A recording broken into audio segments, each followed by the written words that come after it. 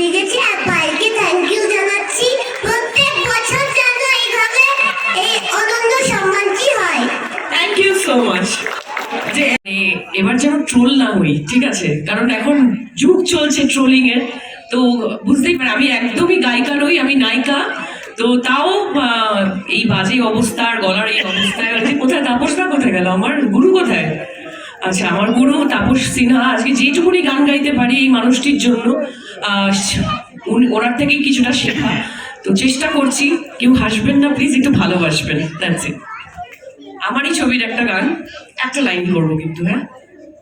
খুঁজেছি তোকে রাত বেরাতে, চলে আলো স্বপ্নে, লুকিয়েছি যে তোকে লেখা, তুমি রেখেছি যত্নে, মনের অলি হয়ে গেল পালারে, রাতেও মরিচিকা দেখছি একা একা, গিয়েছি ঘুমরে বুক পড়ে ছাই ওর লা লা লা লা।